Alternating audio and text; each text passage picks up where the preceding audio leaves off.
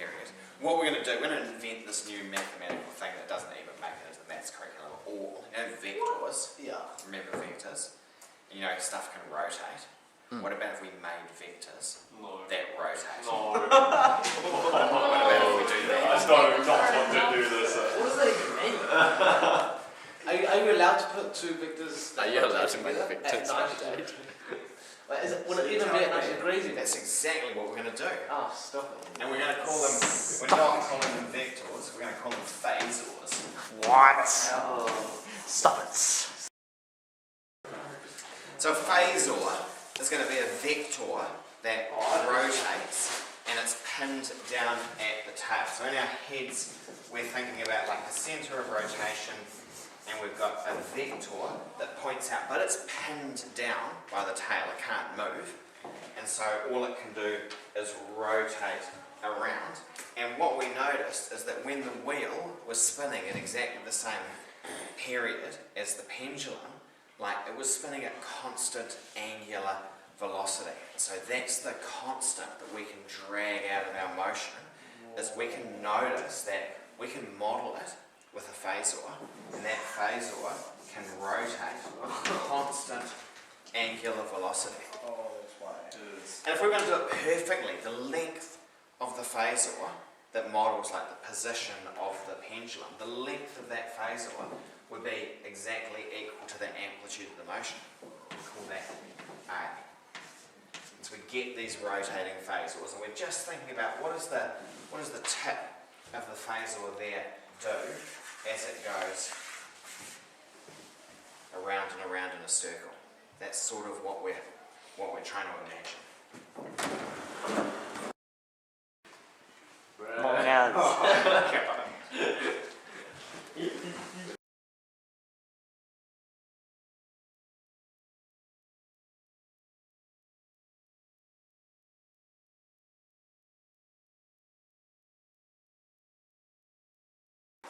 Maybe while we wait for this to heat up, should we talk about this little graphy thing? Yeah. It doesn't smell like fire starter. So in your heads, let's just, to help us cope with it being a Y, not an X, let's in our heads replace a pendulum swinging back and forth with a mass on a spring, oscillating up and down, because then like Y kind of makes sense, it's going up and down. The equilibrium position is in the middle where the weight force is exactly equal to the tension and the spring. We know that with the spring, the more we stretch it, like the greater the force is that it stretches the other way with, that it pulls the other way with, and then as we stretch it less, the force it's pulling with is going to get less, and so it's going to meet the criteria for simple harmonic motion, going up and down on the end of a spring. And if we imagine our mass starting here, going down and then going up again. If we imagine it starting here, going up and then going down again, that's what this graph shows, right? It shows that it goes up and down, and then it repeats, right? Up and down. And so that there's like one period. Is it really hard to concentrate? Yeah. I want to see it do something.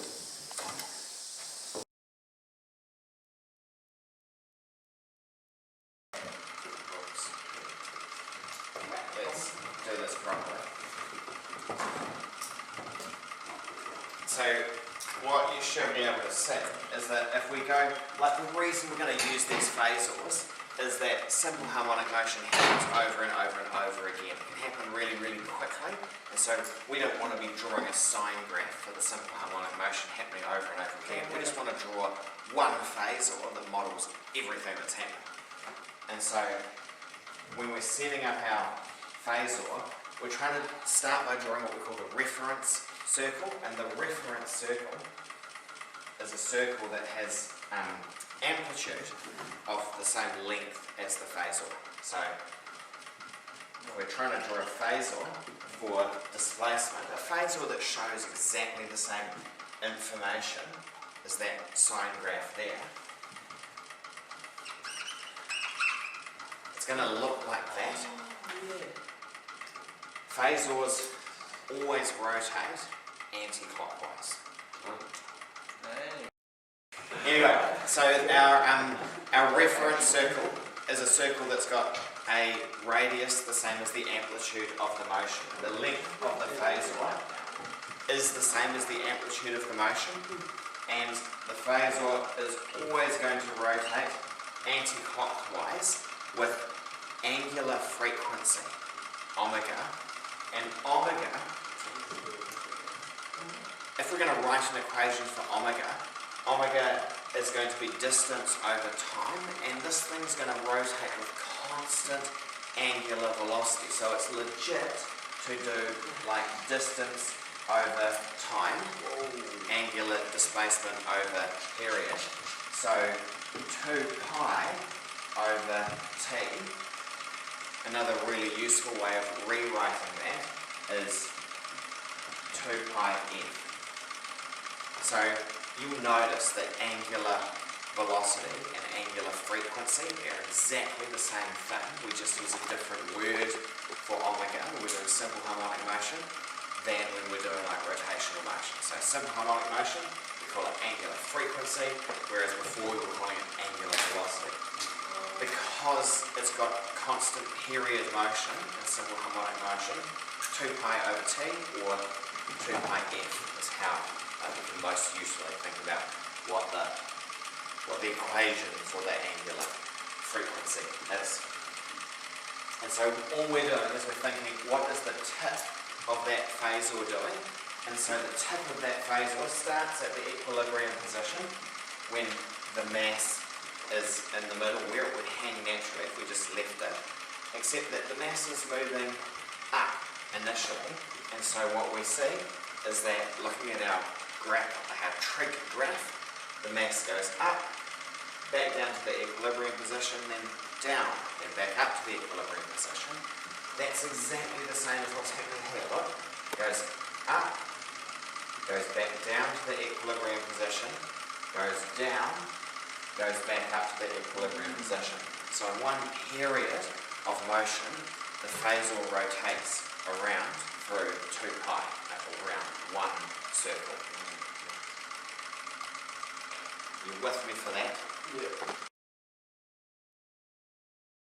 So what about if we consider our motion like a little bit of the way through it? What about if we consider a point when the phasor has turned through that angle there, which we might call theta, and we were trying to work out how much was the displacement at that point. What we know, if we think about some axes on this, is that that's where the displacement's 0, and that's where it's maximum. And that's also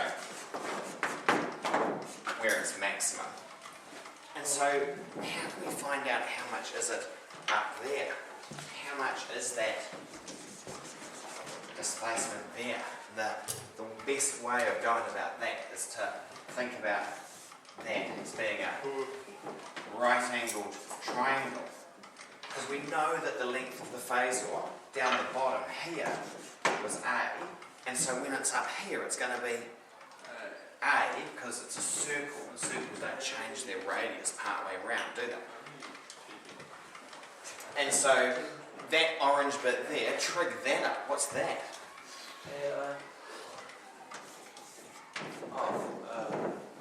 Find that out. We have to figure out.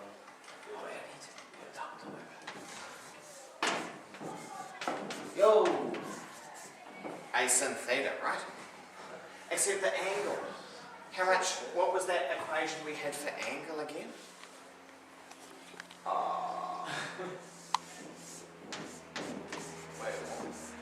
Theta is equal to omega t, like the angular velocity times by however long it's been rotating for. And so instead of thinking about this as being an angle, we can kind of think about this as being a time that it's been rotating for.